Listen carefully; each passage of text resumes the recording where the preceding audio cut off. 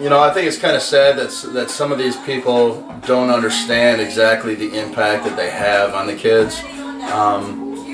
We talked about in the last installment about there's a letter that Keith and I have both read, and it's you guys can all find it online if you Google a letter from a coach, from a dad to his coach, and it's basically giving his son to this coach for the extent of the season, and that means everything. I mean, she's just basically giving him, and he hopes that I was going to print the letter and I didn't, but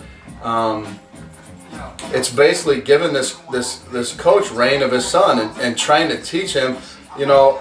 Keith and I, we both have the same philosophy, is that our job is when our kids are gone that they can survive on their own. Yeah. That they become what they're going to become, and we give them the tools necessary to do that, to become men, to become women. I have daughters, also have a son. We need to make sure that if something happens to me, I want to know that my family's taken care of. They can take care of themselves. They can help take care of the family. And that's our main goal with these role models. That's our goal as a man. Mike and I, we're real men.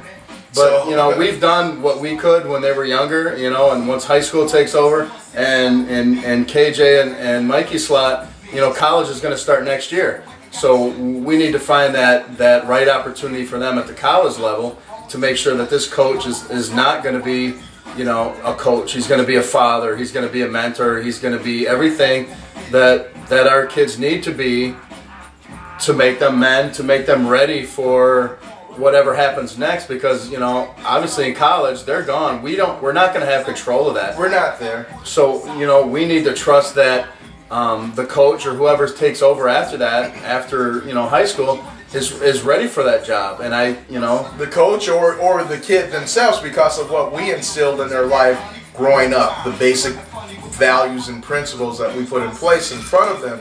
I mean, that's what it boils down to. When our kids leave our nest next year, and believe me, my kid is leaving one way or the other. I don't know about yours, but mine is going out. I've got to have him. This is the part about being the oldest. As you know, I'm the oldest, so when you get kicked out of the nest, you can't be, kind of half-stepping. You got to show everybody else what the role is when you get to be a certain age. Yeah, and that doesn't mean we're not going to worry about them. We're not going to love them. All that stuff. I'm like my mother. My mother's a big worrier. Always going to worry about my kids. Hope everything's going okay. But you know what? It's so much easier if you know that you have somebody, especially at the college level, if the kids are playing in a sport, that's going to guide them throughout the path that they need. Every kid's going to stumble. I know I did. I know Keith did.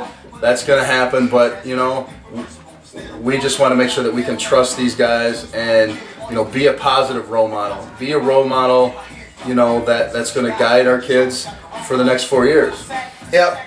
The role model part, the part about, honestly, because this is the point, when they leave the nest next year, they are adults in all practical, purposes and sense of the word. They're out there on their own, and this is where, I don't know about you guys, but when I went to college, I had fun. I enjoyed it. That's where I became a man. And that's where Mike, this is where the two, once again, the two different perspectives come. After high school, for me, I went to college. I had the time of my life. Mike went to the military. Yeah, it was different. I had a great time. I'm not going to lie to you, but there was a lot of discipline going on. A lot of the military is the military. I served during the Persian Gulf War, so it was wartime. It was honestly, I was scared to death, and not sure if I was ready for it when I got there. But it made me what I am now, and I do it again 100 times over because it made me what I am now, and it was a good positive experience. I did have good role models while I was there, guys that led me, that didn't just kick you to the side, but led you down the road that you needed to be to understand that military life and what it all means. Yeah, I listen to Mike say that, and I hear role model, and I know that we're talking about role models, but the bottom line is this: the two things that I think the common denominator of what happened to Mike and I after high school is that we both went out and became men, okay? The role models, those are people, those are other humans that either positively or negatively affect our lives, and we took pieces of what they were giving us and we used that to build our lives. And we think we both turned out okay, and they're doing good. I don't really think it matters how you get there. It's just we both obviously went our different paths, but just like you said, you got there, and we,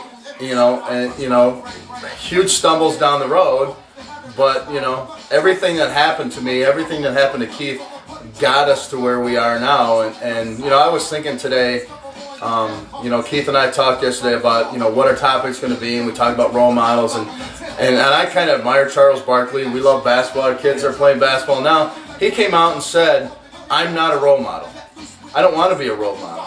And I think that's not necessarily, do I agree with him on that topic, but I think he was man enough to come out and say, you know what, just because I'm a basketball player, just because I play in the NBA, does not mean I'm a role model. There's so many people that play in sports that are actors and actresses that you want to look up to, but and we can see in recent things that have happened, and I'm not going to get into names, but we can see how people who you think are role models stumble and fall just like everybody else. And at least Charles had enough guts to come out and say, you know what, I know I'm human, I make mistakes, I'm not sure if I'm ready to be that role model. I think that takes a lot of guts to come out and say that. I would agree, but I take it to a whole nother perspective and say that I'm not looking at, for my kids or anyone else, to look at any entertainer,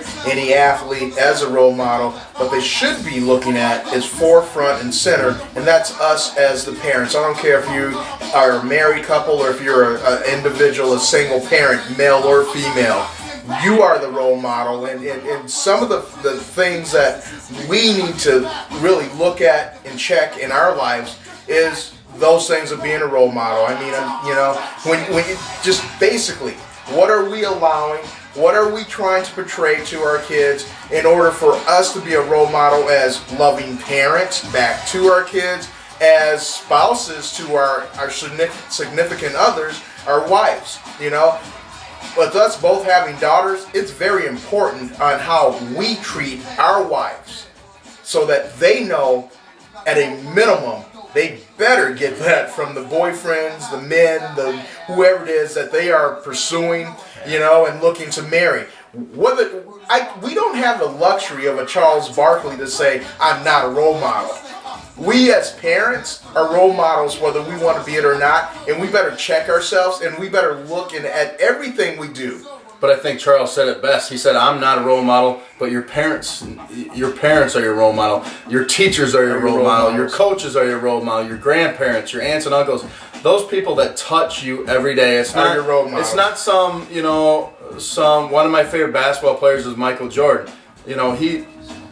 He was inspiration, and I think all athletes and actresses and actors can be inspirations to you, but they don't have to necessarily be role models. I think your parents are your role models, people that you touch and you see every day. I think the kids, are role models. The older kids, too, we have, Keith's oldest is 18, my son's 18, they're seniors in high school. They need to be role models for their sisters, their brothers, like Keith was talking about, to show them, to get them down to that path, to start them so they're ahead of the game. The older kids, and especially in my situation, KJ showing the path that college is the next step. There is no question whether or not you're going to college. You're going to college. There's no question about that. I went to college. There's no question you're going to college unless you're not ready, but yet we have a plan. I don't care if it's the military or something, but you're not just going to sit stagnant and say that your big greatest accomplishment is that you graduate from high school. That's not going to get you anywhere. It's not really going to get you anywhere. You need to be your own role model. In some cases, you need to step up and say, you know what? Okay, I'm going down the wrong path. I'm not doing the things I should be doing. This D in geometry should be a C or a B maybe. Yeah. And, to show your siblings and the other classmates that, I can step up, I can do this. and this is what it takes. don't push it off on somebody else. Well, they didn't show me the right way. That's not going to fly. Be the role model, do the right thing, and people will follow. And that's it's how we try to live our lives. And that's why we're doing the shows, because we're not trying to get anybody to follow us by any means. But if we can touch the lives of some people and help them out down the road, we've done our job. And that's all we're trying to do.